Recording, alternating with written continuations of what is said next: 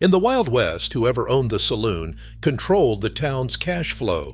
With one saloon for every 50 residents, these bars became secret banks, brothels, and criminal headquarters, powerhouses fueled by untaxed gold, railroad land deals, and laundering schemes.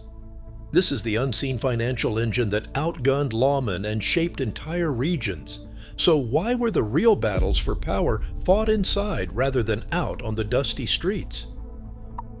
A mining camp's first real building was rarely a bank or a church. It was almost always a saloon. In towns like Leavenworth, Kansas, by 1880, there were 150 saloons for just a few thousand residents. The math was simple: one saloon for every 50 people, sometimes even less. These bars were not just watering holes, they were the town's unofficial vaults. Miners carried gold dust in pouches, paid for drinks, gambling chips, and company with untraceable grains, leaving a constant stream of cash on the tables and behind the bar. In the absence of formal banks, the saloon owner became the town's paymaster, holding payrolls for mine bosses or ranchers, advancing credit to regulars, and accepting gold, livestock, or even IOUs as payment. Saloons stacked revenue through a relentless mix of liquor and gambling and prostitution. A miner's wages could vanish in a single night of faro or poker, while dance hall girls earned commissions on every drink bought for them, often colored water sold at whiskey prices. Upstairs rooms brought in steady income from sex work, with the house taking its cut. Some saloons offered tobacco, meals, even lodging, creating a cash churn that outpaced any other business on the frontier. With so much money changing hands, nearly all of it off the books, the saloon became the economic center of gravity. In a town where the next gold strike could double the population overnight, whoever controlled the bar controlled the cash and, by extension, the fate of the town itself. Railroad expansion reshaped the economic landscape of the West, and saloons grew right alongside the tracks. Railroad companies often controlled where new towns sprang up by deciding the location of depots, then leasing or selling the most valuable corner lots to saloon operators.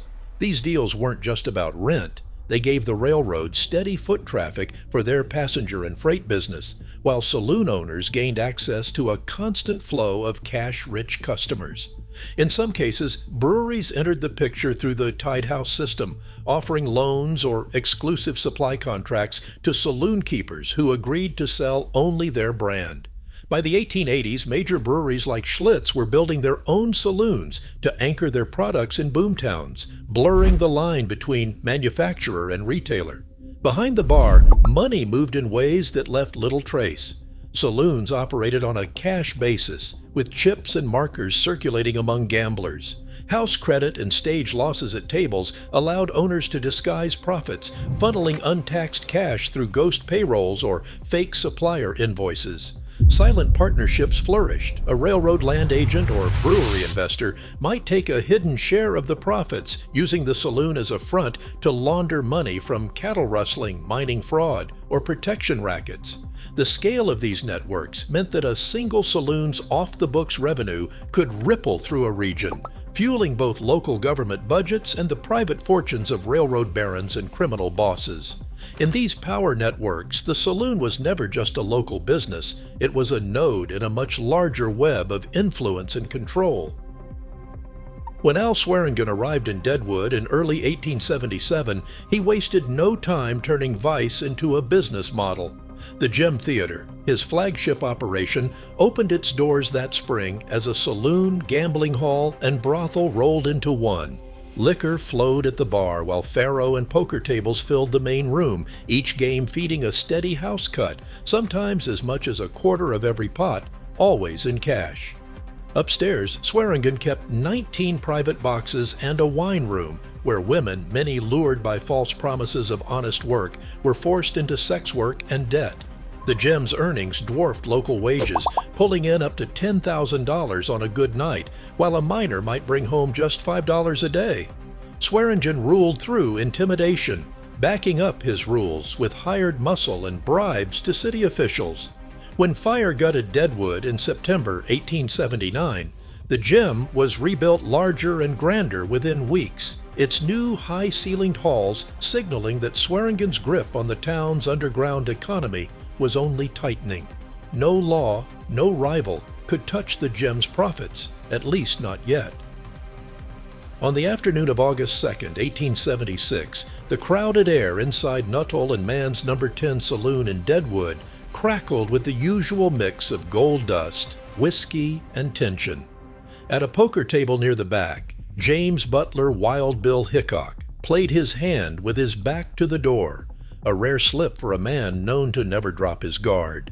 Jack McCall, a down-on-his-luck gambler nursing a grudge, stepped inside and fired a single shot into the back of Hickok's head. The room froze, then erupted. In the hours that followed, word raced through Deadwood's muddy streets and out along the stage lines. Newspapers from the Black Hills to the East Coast seized on the story. The West's most famous gunfighter gunned down in a saloon, not in a fair fight, but at a card table. The killing electrified Deadwood's reputation. Within weeks, newcomers crowded into Number 10 to see the spot where Hickok fell, drink in the same room, and try their luck at the same tables. The saloon's notoriety became its best advertisement, proving that in Deadwood, violence did not scare off business. It brought it through the door. Seth Bullock arrived in Deadwood as a hardware merchant, but by September 1877, he wore the badge of sheriff, a job that came with no clear playbook. On one side, Bullock faced a town where saloon and brothel owners like Al Swearengen paid the lion's share of taxes and drew the crowds that kept his own hardware business afloat. On the other, the same houses bred violence, theft, and public disorder. Bullock's first months as sheriff reveal a constant push and pull. He enforced weapon ordinances more strictly than his predecessors, arresting troublemakers and gamblers when fights spilled onto Main Street. Yet he rarely shut down the big houses entirely. Letters and council minutes show Bullock weighing every crackdown against the risk of driving away the miners and gamblers who fueled Deadwood's boom. Business records from Bullock and Star Hardware show steady profits during his tenure, even as the sheriff's office struggled to rein in vice. Bullock's dilemma was structural. He could not afford to destroy the very engine that made Deadwood viable, even as he tried to keep its worst excesses in check. On Allen Street in Tombstone, the Crystal Palace rose from the ashes of the 1881 fire as a monument to frontier ambition. Gilded mirrors lined the walls, and a pressed tin ceiling, still scarred by bullet holes, hung over the clink of poker chips and the low murmur of high-stakes deals. The Crystal Palace was more than a bar. It was a crossroads for mine owners, lawyers, and lawmen, where fortunes shifted hands and rivalries simmered just out of sight. Virgil Earp, city marshal and a fixture in the upstairs offices, walked these halls daily, his presence a reminder that even in luxury, danger was never far away. On December 28, 1881, as Virgil left the bright lights of the Oriental and passed the Crystal Palace corner, hidden gunmen struck. A shotgun blast shattered his left arm, leaving him permanently crippled. The attack, widely seen as cowboy revenge after the OK Corral, underscored a simple truth. In Tombstone, even the most elegant saloon could become a battlefield. Bullet holes in the Crystal Palace ceiling remain as silent witnesses, proof that money and refinement offered no shield against violence on the frontier. Tombstone's city council meetings in 1880 and 1881 turned into battlegrounds over liquor and gambling licenses, with rival factions fighting for control of the town's most lucrative business. Council minutes and local newspapers show sharp divides, as higher license fees and gun ordinances favored well-heeled saloons like the Oriental and Crystal Palace, while cowboy-aligned councilmen pushed for looser rules and lower costs to protect smaller, rowdier houses.